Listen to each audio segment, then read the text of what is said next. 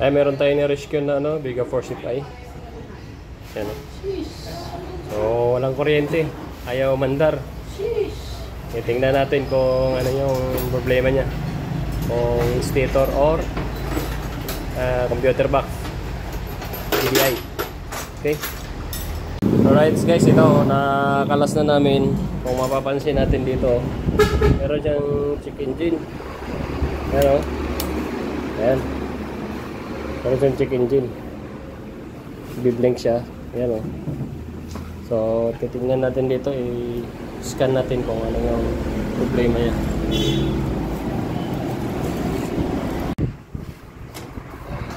Okay.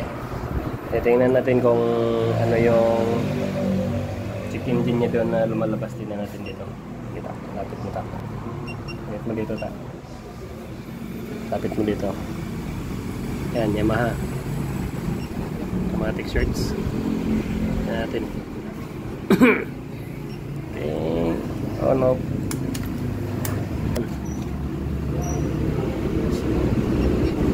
Red fault code natin. Red natin. Okay. Sikit mo ta para klaro. Yan. Intake air pressure sensor. Okay. Dito to sa may throttle body. Yan. Tingnan natin yung isa. I-erase natin. Tingnan natin kung may i-erase. Yun. Balikan natin. Tingnan natin kung nandun ta.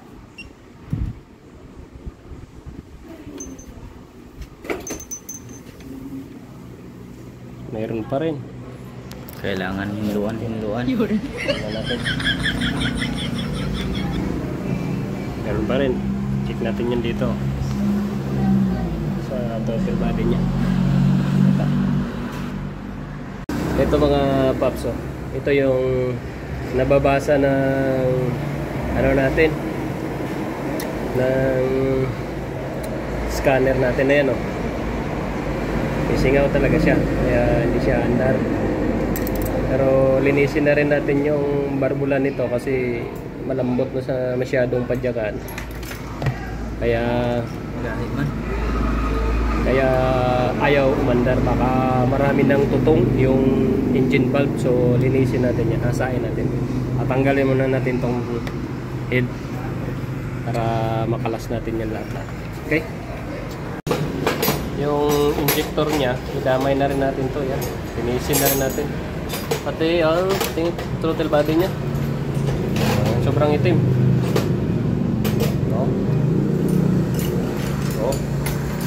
Ayan, ang uling na. Dukutin mo nga ta sa kamay mo. Ayan, uling na patingin. O, ayan. Sobrang dumi na. Linisin na rin natin yan. O, diyan mo na yan. Yung mga o-ring niya, ano mo dyan pag masamahin. So, ayan guys.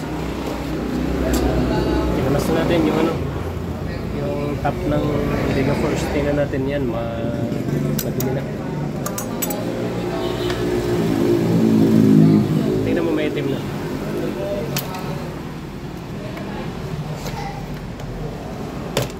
Ayan. Tanggalin mo muna. May ano ba? Wire. May nakalang. Ayan, o. Sus, Ginoo. Tutong na siya. May kumakalang, o. Ito. Ito, may kumalang. Oribaba. Ilinisin natin yan. Ito yung nararamdaman ko kanina pag tuwing sinisipa eh.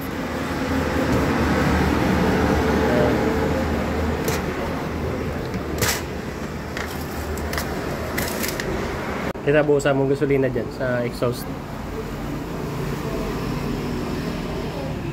Okay. Yan natin. Yan o. Sa matagas o. Yan, basa. Sa kabila. Yan sa exhaust naman. Intake pala yung kanina. Oh, punasan mo dito.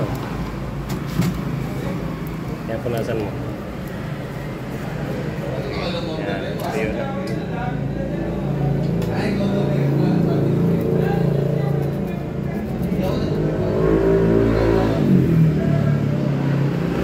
wala dito sa exhaust. Intake lang. Pero hasain na rin natin para malinis na pa rin. Alright.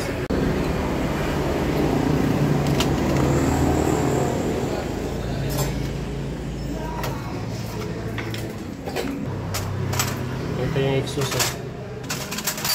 Ayan, sobrang marami na yung kutong.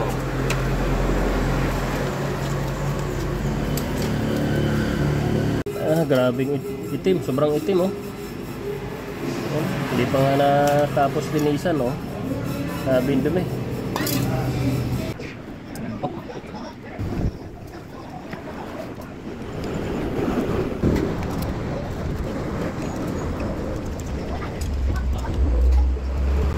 So, lamig natin ang torque wrench.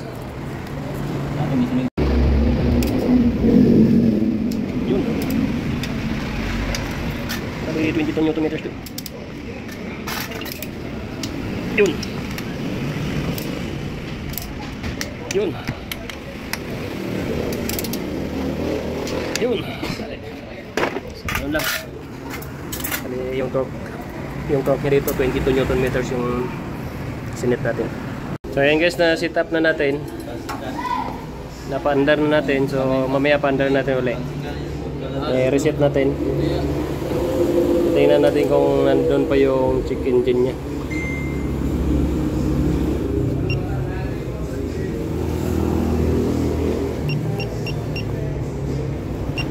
Yamaha.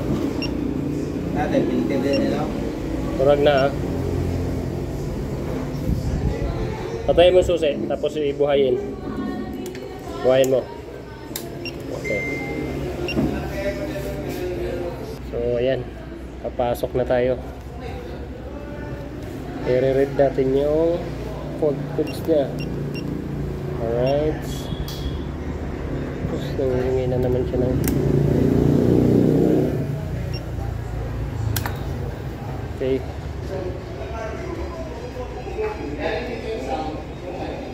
Oh, alright. Wala na. Wala na yung trouble niya kanina. Pero i-delete pa rin natin para sigurado. Okay.